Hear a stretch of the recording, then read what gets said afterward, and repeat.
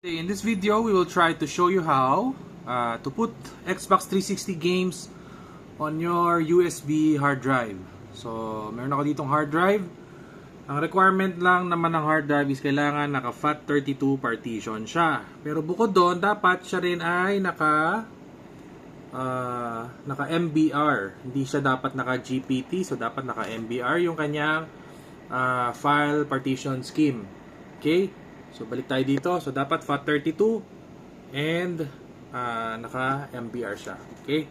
So, kailangan mo ng tools kagaya nito, Minitool Partition Wizard and itong FAT32 format para ma-format mo siya sa FAT32.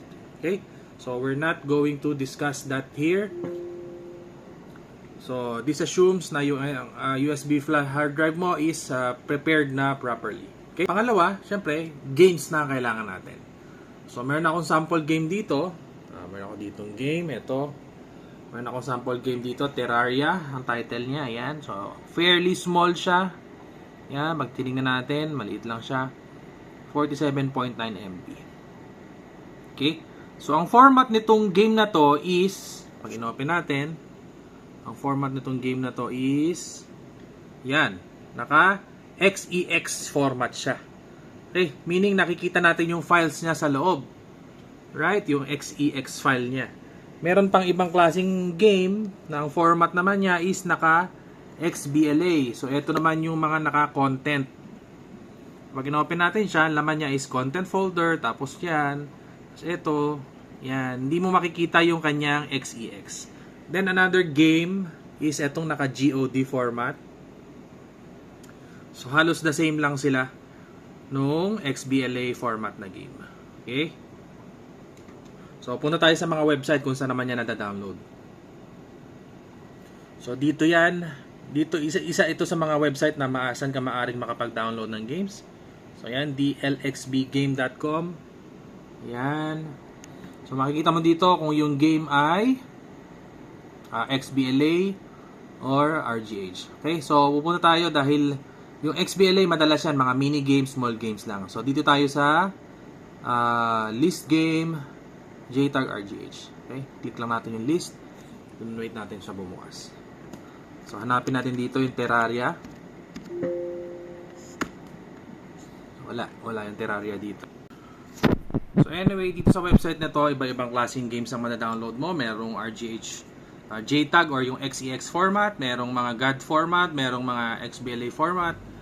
So, kung sakaling makapag-download ka, usually yan, mada-download mo yan, naka-zip file. So, pag na-download mo siya at nakita mo yung XEX file, kagaya nito, yan. So, that means copy-paste na lang yan sa USB hard drive mo. Okay? O, kung XBLA man or yung GOD, yung content, copy-paste din naman siya. Pero, kung ang na-download mo is ISO format, kailangan mo pa siyang i-extract. So, kailangan mo mag-download itong application na to, Xbox 360 ISO Extract, para ma-convert mo siya sa XEX format. Okay? So, sample tayo. So, balik tayo dito sa ito. So, ito. Sample ng GOD format kung paano siya in-install, kinakopy sa hard drive. Ayun na mag-focus. Ayan. So, example, ito. Ayan. Tempest. Ayan. So, yung content folder na yan, okay, diretso mo na yan ipe-paste sa iyong hard drive. So, ayan. Meron akong content dito. Pe-paste ko na lang siya. Ayan. Paste ko na lang siya dyan. Okay. Then naman yung isang game ko kanina, yung Terraria, yung yan, XEX format, ganyan. So, kukopihin ko yung buong folder niya. Sana yan? Copy. Then, babalik ako doon sa hard drive. Yan. Games. Pupunta ako sa games. Then, saka ako siya ipipaste. Okay? So, pag na-paste mo siya, okay na yon, eject mo na yung hard drive mo, then kakabit mo na siya sa iyong Xbox 360. After that, i-scan mo na lang yung Aurora mo. Okay?